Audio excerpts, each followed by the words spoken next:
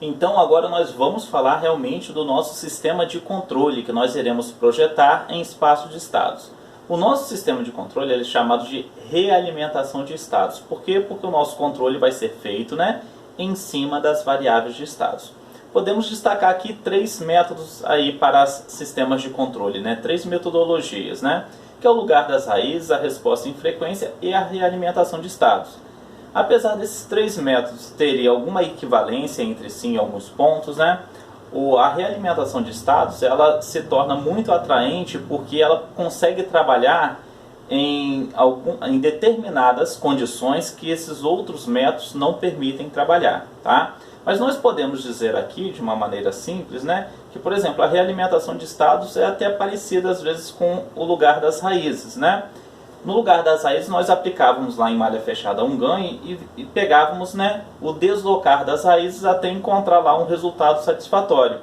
Na realimentação de estados, o que eu irei fazer na verdade é designar o local das raízes e não necessariamente naquela trajetória daquela raiz quando fazia uma realimentação com ganho. Eu posso pegar qualquer que seja o lugar das raízes no meu polo complexo, no meu polo complexo. Lógico que nós iremos pegar no semiplano negativo para garantir a estabilidade do nosso sistema, ok? Então vamos conhecer um pouco mais sobre a realimentação de estados e a designação de polos que nós iremos fazer neste projeto de controle, tá?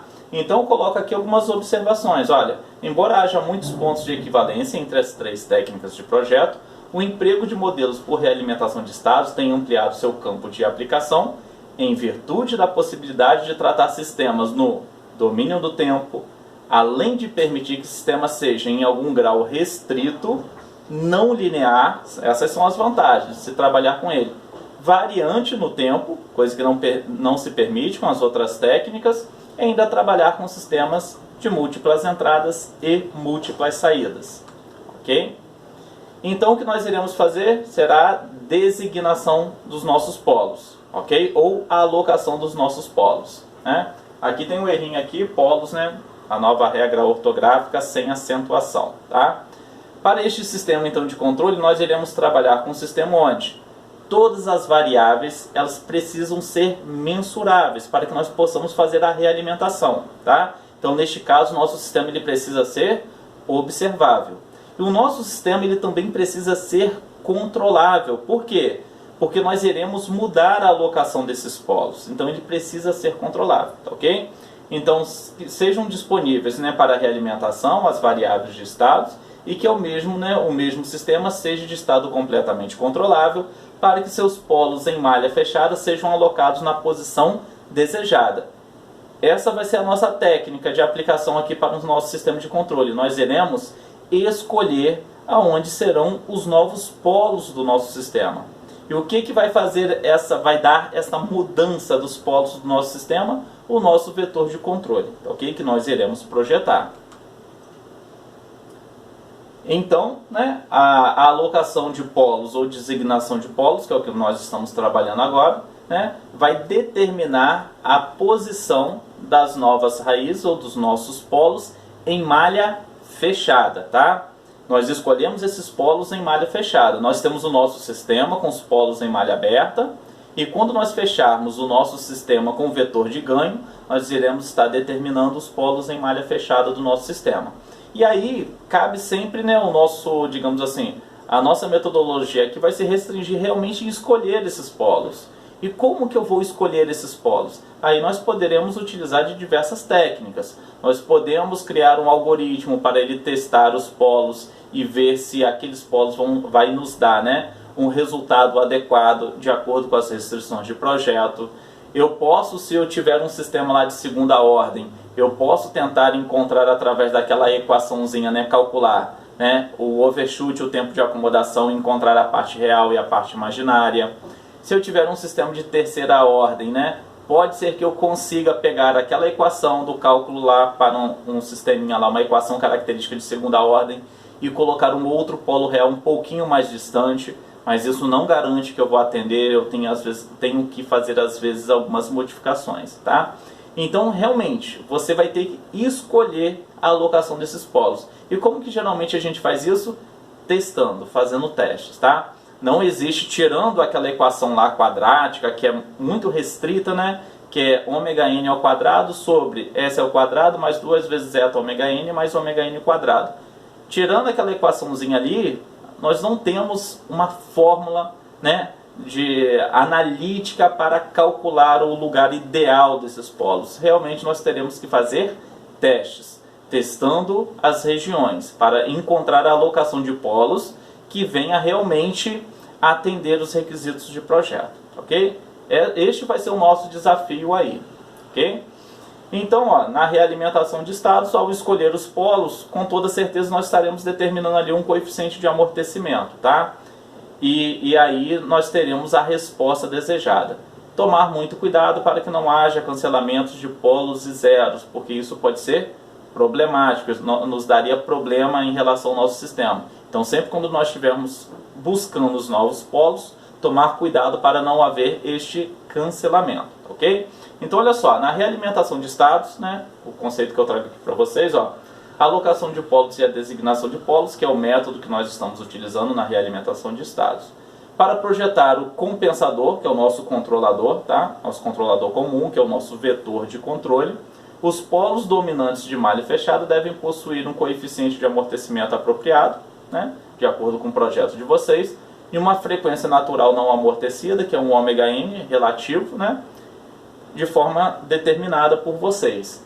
A ordem do sistema, isso daqui é muito interessante, ela pode ser aumentada em 1 ou em 2, né, ou uma ou duas vezes pode ser aumentada a ordem do seu sistema, desde que não haja cancelamento de polos e zeros. Mas Edson, o que significa isso, eu aumentar a ordem do meu sistema? Bem, eu vou escolher as novas alocações de polos.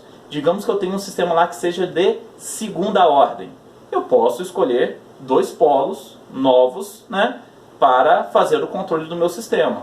Ou poderia aumentar em uma vez, poderia escolher 3 polos, então seria a nova alocação desses polos. Eu saí de um sistema de ordem 2 e agora fui para um sistema de ordem 3. Ele diz ali que eu poderia aumentar em até 2 vezes, tá? Eu só tenho que tomar o cuidado para que não haja cancelamento. Na maioria das vezes, nos exercícios que nós pegamos nos livros, principalmente o Ogata, ele não aumenta a ordem. Ele trabalha com a mesma ordem lá do sistema original. Aqui eu vou fazer um exemplo aumentando a ordem do nosso sistema, tá? E como que vai se correlacionar com o nosso vetor de controle, ok? Então nós precisaremos, né, projetar, né, o nosso vetor de controle fazendo a alocação desses polos.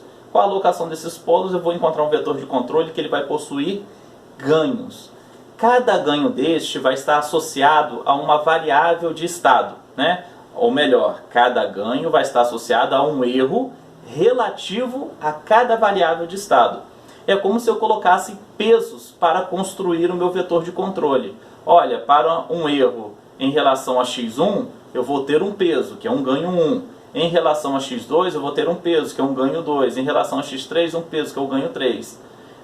O ganho, né, 3 ali que eu vou colocar no meu sistema. Então, o meu vetor de ganho, K, ele vai ter um K1, um K2, um K3 até um Kn, que é como se realmente fizessem pesos em relação ao erro de cada variável. Lógico que, tipo assim, tem variáveis que são mais importantes no nosso sistema, elas possuem ali uma prioridade. Geralmente essas variáveis que possuem essas prioridades, que você precisa controlar mais rapidamente, vai ter um ganho associado maior do que aquelas variáveis secundárias, tá ok? Isso nós veremos quando nós formos projetando os nossos vetores, né? Ou projetando o nosso vetor de controle, tá ok? Mostrando aqui para vocês então, vocês já conhecem, né, o diagrama de blocos, né, em que eu estou fazendo aqui o controle pela saída. Mas como eu falei para vocês, nós não daremos ênfase aqui ao controle de saída. Embora exista uma equivalência, como eu falei para vocês, em que, né, quando eu tenho a matriz C, a matriz identidade, o controle por realimentação de estados passa a ser igual ao controle por realimentação de saída. Aqui, né, o Ogata ele acaba fazendo uma simplificação, de forma que o meu vetor de controle é um ganho K multiplicado pelo erro das variáveis que eu possuo, né? Se for variável de estado, né? Se for por realimentação de estado, é a variável de estado. Se for por realimentação de saída, a variável de saída. Neste caso aqui, ó, seria a variável de saída que eu estaria fazendo, né? Então o erro seria o quê? O setPoint menos VP. O VP aqui, na verdade, variável de processo, é o Y, né? Mas se eu considerar que meu setPoint é igual a 0, o meu erro acaba sendo o quê? O menos VP, ok? E aí eu passo a ter que U é igual a menos VP. Se o erro é menos VP, U fica igual a menos K multiplicado por VP. Mas eu sei que VP seria o quê? O Y, que seria a minha variável de saída. Então o meu vetor de controle, quando eu faço realimentação de saída, U é igual a menos K multiplicado por Y. Mas notem, esta foi uma condição especial em que meu setPoint é igual a 0, tá? E notem aqui, ó, realimentação de saída, ok? Então vou projetar um vetor de controle, em que este vetor de controle terá ali vários elementos, né, de ganho, que vai multiplicar por cada variável de saída, por cada erro relacionado a cada variável de saída, ok? Então, realimentação de saída. Então, agora eu tenho aqui a realimentação de estados, né? Notem que a realimentação é feita em cima da variável de estado, né? x1, x2, x3 até xn. Eu tenho aqui o meu controlador, que é o meu vetor de controle. Este vetor de controle possui ganhos, né, ou pesos que vão estar relacionados ao erro de cada variável de estado. Ó, aqui eu calculo o erro, setPoint menos a variável de estado, né? Cada variável de estado vai ter um setPoint associado a ele, vai gerar este erro é multiplicado pelo meu vetor de ganho, que a partir daí é calculado um sinal de controle. Então este sinal de controle tem a ver com o quê? Com o peso em relação aos erros das variáveis de estado. Aqui também foi feita uma simplificação, como no livro do Ogata, né? O que é o sinal de controle é o K, que é o meu vetor de controle, multiplicado pelo erro, né? O erro é setPoint, neste caso aqui, menos, né, subtraindo aqui da minha variável de estado. Se meu setPoint for igual a 0, então eu tenho que o erro é igual a menos x, logo eu tenho que U é igual a menos kx. É a partir daqui que ele faz todo o desenvolvimento, é uma simplificação, considerando o setPoint igual a 0, ok? Então aqui está a representação, através do diagrama de blocos, da realimentação de estados, né, que eu tenho no meu sistema. Lembrando para vocês novamente, existe a equivalência.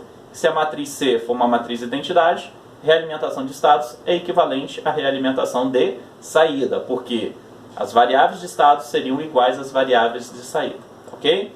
Então vamos continuar aqui, ó. Então nós já iremos trabalhar aqui, né, com o vetor de controle U igual a menos kx, tá? Em que o vetor de controle, né, melhor aqui, o sinal de controle, ele é determinado pelo ganho em relação ao estado atual do meu sistema, ou melhor, né, em relação ao erro que se refere ao estado atual do meu sistema, tá? Por isso que nós iremos utilizar U é igual a menos kx. Então vamos lá, ó. Eu sei que a minha equação de estados, x ponto é igual a x mais BU, sendo que U agora é igual a menos kx, que é o vetor de controle que eu estou utilizando. Notem que isso já é em malha fechada, tá? Então, AX mais B multiplicado por U. Quem é U? Menos KX. Então, eu posso reescrever dessa maneira aqui, ó. A menos BK multiplicado por X. E a minha equação de saída continua sendo Y igual a CX, tá ok?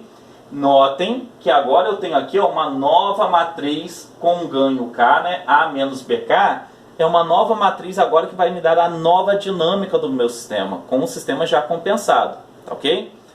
Essa dinâmica aqui, ó, já é em malha fechada do meu sistema. Logo, se eu quiser agora descobrir qual é a nova equação característica do meu sistema, lógico, né? Eu já tinha escolhido lá os polos, a alocação desses polos que me deu o meu vetor K, né? Equivalente. Se eu quiser fazer o caminho contrário, basta pedir a determinante de A menos BK. Ok? Não exatamente de A menos BK, né? De SI menos A menos BK. É a determinante dessa equação que vai determinar, né, a minha nova equação característica em malha fechada. Ok?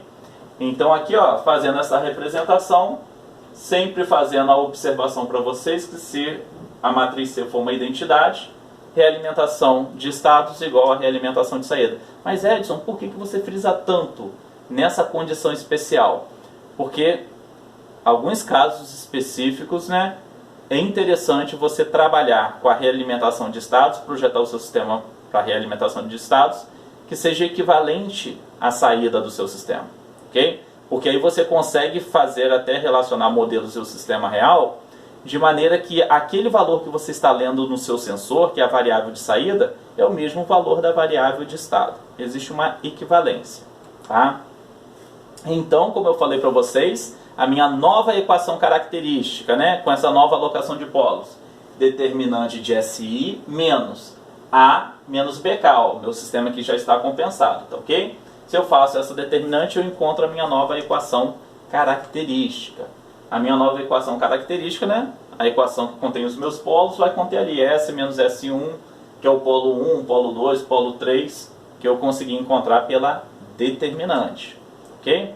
Então aí, pessoal, o nosso projeto realmente vai ser partir para encontrar, né, determinar a alocação dos meus polos e encontrar o vetor de controle com que faça que saia, né, os polos antigos para aquela nova posição. Eu venho a mover os polos antigos da posição antiga para a nova posição, ok? Que ele venha a se comportar como se estivesse ali na nova posição. Lógico que às vezes a gente pode pensar, mas como que eu faço isso com a minha planta?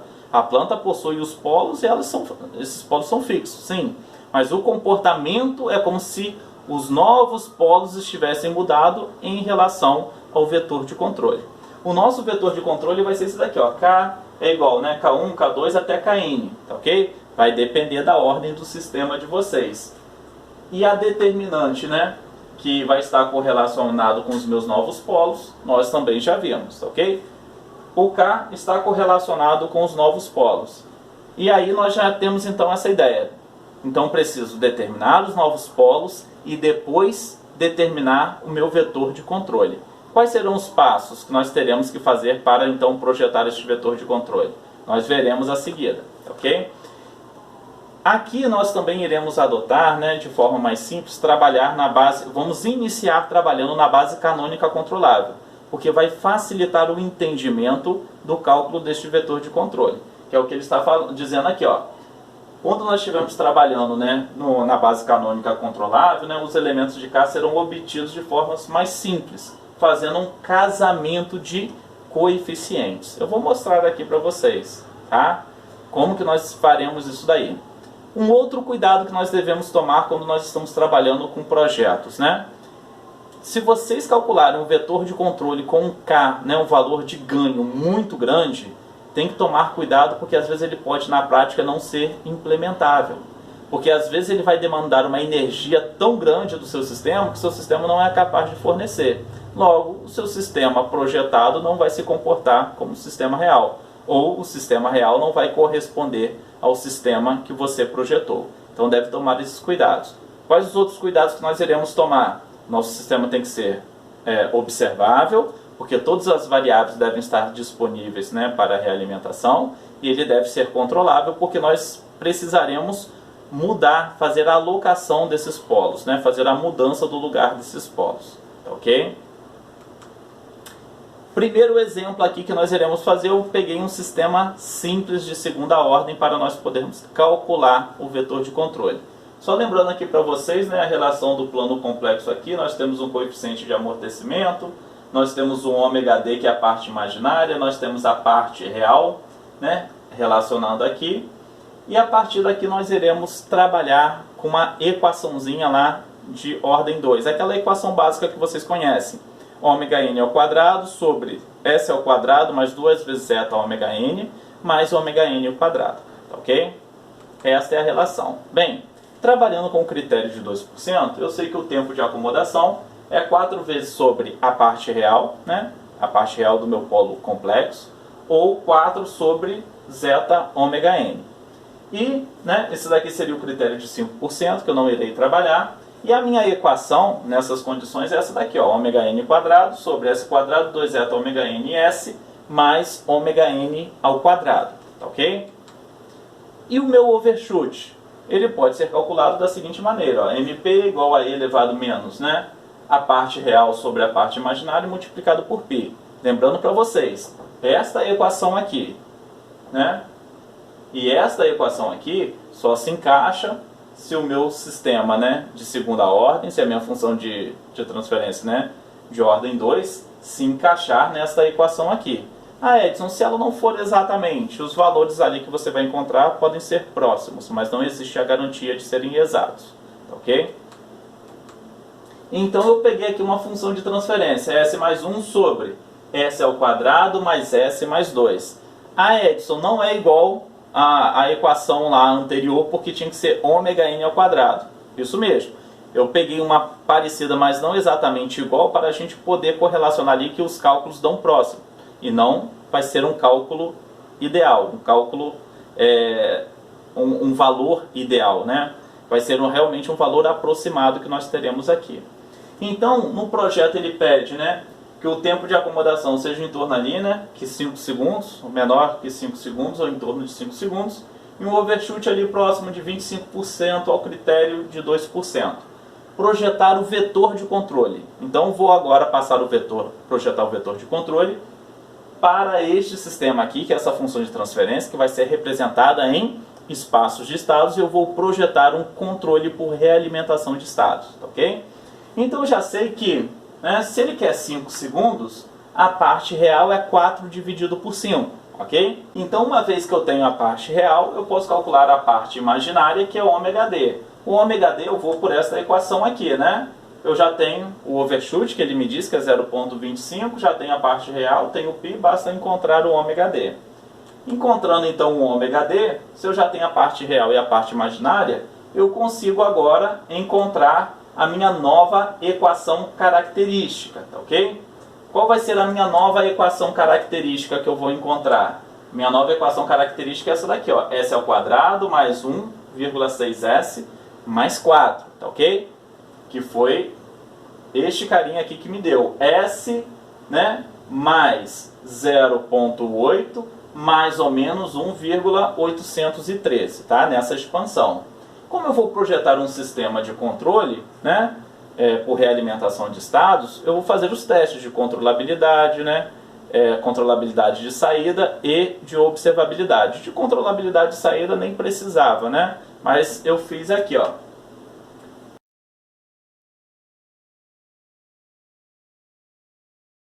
Teste de controlabilidade, ok, completamente controlável, não vou ter problema. De observabilidade, completamente observável. E aqui a controlabilidade de saída, também deu ok.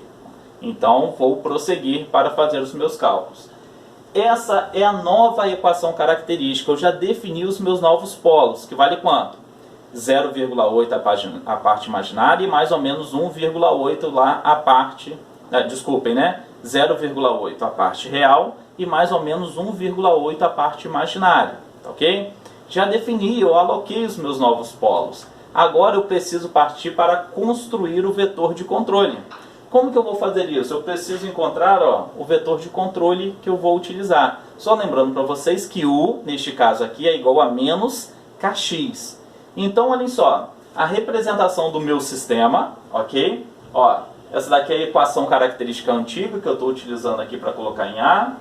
0 e 1 é a representação na base canônica controlável, né? Lá é S mais 1 no numerador, então é 1 e 1. Beleza, representei o meu sistema na canônica controlável. Lembrando para vocês que eu tenho aqui agora um vetor de controle, eu preciso determinar os elementos deste vetor de controle, K1 e K2, né? Para fazer com que eu saia da equação característica antiga, na verdade, dos polos, né, da alocação dos polos antigos, para a nova alocação desses polos. Então, o que eu vou fazer aqui? Eu vou tentar encontrar K1 e K2. Notem que eu coloquei aqui o sinal negativo porque é menos Kx. Esta é a representação do nosso sistema com o vetor de controle U, já substituído. Olha o que eu fiz aqui. Eu sei que quando eu faço a determinante, né, de SI, né, determinante de SI menos A menos BK, já vai sair a minha equação característica em malha fechada. A nova equação característica em malha fechada. Então o que eu fiz aqui, ó? Mantive o SI, que é esse cara aqui, A menos BK, ó, A eu coloquei aqui de forma genérica, tá? Ah, Edson, por que você não pegou a sua matriz A? Porque eu quero fazer uma correlação aqui com vocês. Eu coloquei que é menos a n, né? Que é o coeficiente linear da minha equação característica, e menos a n menos 1, que é o coeficiente multiplicado por S. Deixei ele de forma genérica para a gente poder fazer algumas correlações, tá? 0 e 1 é a matriz B, e eu tenho aqui K1 e K2. Fazendo essa determinante, eu cheguei nessa equação. S ao quadrado mais a n menos 1 mais K2, multiplicado por S, mais a n mais K1. Encontrando a solução, eu sei que a minha nova equação característica é S ao quadrado mais 1,6S mais 4. Tem que ser igual a S ao quadrado mais a n menos 1 mais K2, multiplicado por S, mais a n mais K1. Então eu sei que 1,6 tem que ser igual a n menos 1 mais K. E eu sei que 4 tem que ser igual a n mais K1.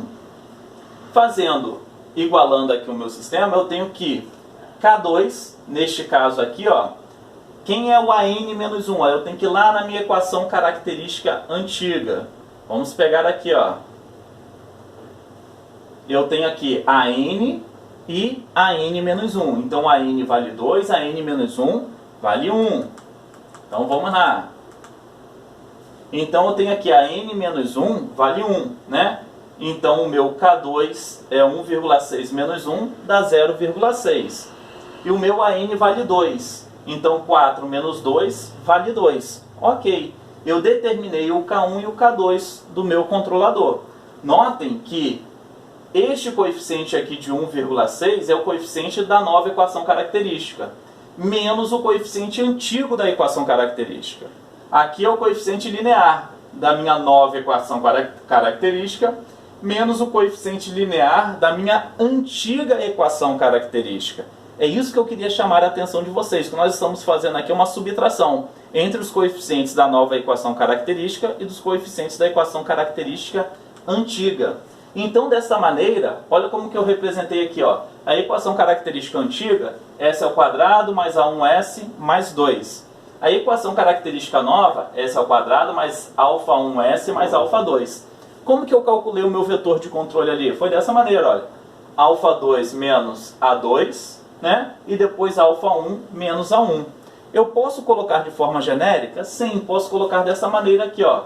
Alfa n menos AN, alfa n menos 1 menos AN menos 1, até chegar aqui, ó, em alfa 1 menos A1.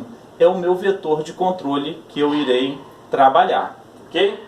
Mas isso daqui eu só posso fazer essa generalização se eu estiver trabalhando na base canônica controlável. Somente. Ah, Edson, se eu estiver trabalhando em uma outra base? Nós veremos como converter para esta nova base. Então aqui, só resumindo para vocês, como que nós iremos encontrar o nosso vetor de controle? Fazendo o casamento dos coeficientes da nova equação característica em relação à equação característica antiga. E de trás para frente, né? Coeficiente linear, depois coeficiente relacionado a S, depois coeficiente relacionado a S ao quadrado e assim por diante, ok? Então está aqui o meu vetor de controle.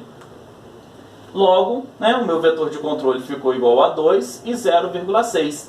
Este é o meu sistema já com a realimentação de estados, com o meu vetor de controle apropriado para essa nova alocação dos meus polos, ok? Esta é a minha representação. Fiz aqui a implementação do meu sistema já no Simulink.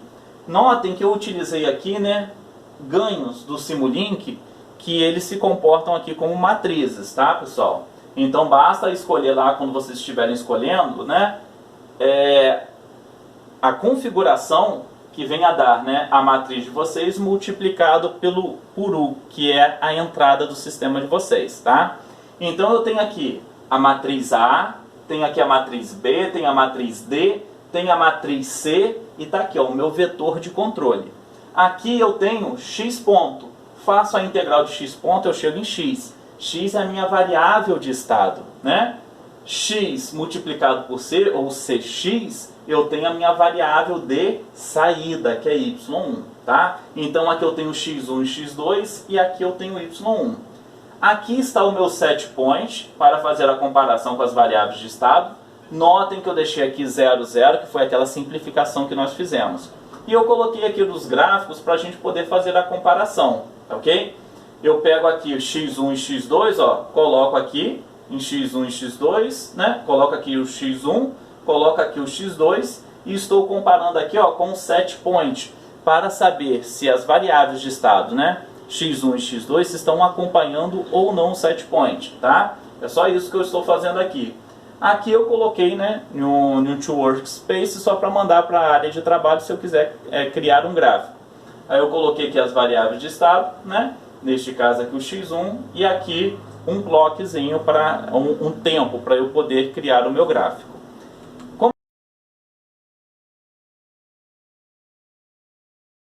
eu falei para vocês, né, o meu integrador aqui, ele pode partir de uma condição inicial. Qual é a condição inicial que o seu sistema está partindo?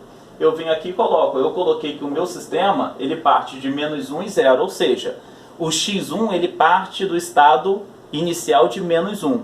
O x2 parte do estado inicial de 0, ok? E a partir daí, ó, eu apliquei lá, rodei o meu sistema, é o meu y, é a minha variável de saída. Aí vocês vão perguntar, mas Edson, por que ele saiu de -1 igual x1? Porque notem aqui, ó, quem é o y? É 1x1 mais 1x2, que é a minha variável de saída. Se o meu x1 partiu de -1 e o x2 partiu de 0, o y também vai partir de -1, ok? É a minha variável de saída. Teve um overshoot lá de aproximadamente, né? Era para estabilizar aqui em 0, ele chegou a 0,25, ou seja, deu 25% de overshoot. E lá nós calculamos lá um overshoot para 25%, ele passou aqui um pouquinho. E o tempo de acomodação? De 0,8, né? Que foi aquilo que nós estávamos... Desculpa, né? O tempo de acomodação lá de 5 segundos, que foi o que o projeto nos deu. 0,8 foi a parte real quando eu calculei, né? 4 dividido por 5, tá ok? Então ele deu aproximadamente aqui os 5 segundos de tempo de acomodação e aproximadamente os 25% de overshoot. E aí como que ficou o comportamento das minhas variáveis de estado? Tá aqui, ó. O x1 que partiu de -1 e o x2 que partiu de 0. Novamente, ó, variável de saída é a composição. É 1x1 mais 1x2. Então, para cada instante que você vai pegando nesses dois gráficos aqui, você vai formulando o gráfico da variável de saída, que é 1x1 mais 1x2, ok? Então, este é o comportamento do nosso sistema para este vetor de controle que nós acabamos de projetar. Ok?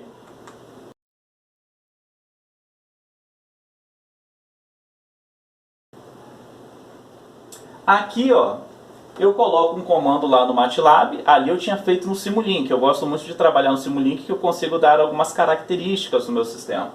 Aqui eu utilizei o comando do MATLAB. Olha, declarei a minha matriz A, declarei a minha matriz B, declarei a minha matriz C, declarei a minha matriz D. No MATLAB, né, eu coloquei aqui, ó, o K igual a 2 e 0,6, ok? E aí, para aplicar esta condição inicial, para eu ter aqueles mesmos gráficos, eu declarei sistema, né, que é um sistema em espaços de estados de A menos BK, já é o meu sistema em malha fechada, é o comportamento do meu sistema em malha fechada, né? Coloquei aqui identidade, identidade, identidade. Por que eu coloquei ali 3 identidades no lugar da matriz B, C e D? Para essa função aqui, porque eu quero observar as variáveis de estado, tá? Dei aqui o initial, coloquei o 6, né, que eu tinha dado anteriormente, coloquei a condição inicial, -1 e 0. E dei um bridge aqui só para haver aqui a graduação no nosso gráfico. Notem que ele me mostrou o x1 e o x2.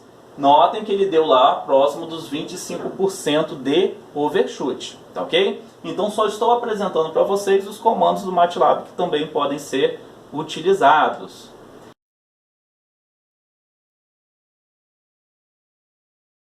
E aqui sim, aqui agora eu estou observando a variável de saída. Notem que o meu sistema agora eu declarei A menos BK, ok? Meu sistema em malha fechada. Mas eu disse para ele quem é B, quem é C e quem é D.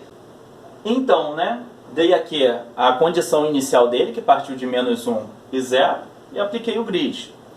E tenho aqui a resposta do meu sistema, né, que é a saída do meu sistema. Então, notem que se eu for utilizar este comando aqui do MATLAB, que é o initial, né, se eu quiser observar a variável de estado, eu trabalho de uma maneira. Se eu quiser observar a variável de saída, eu trabalho de outra maneira, tá ok? A diferença é que para a variável de estado eu completo os três parâmetros que eu envio para essa equação com matrizes de identidade. Se eu quiser a saída, eu completo com a matriz B, com a matriz C e a matriz D, ok?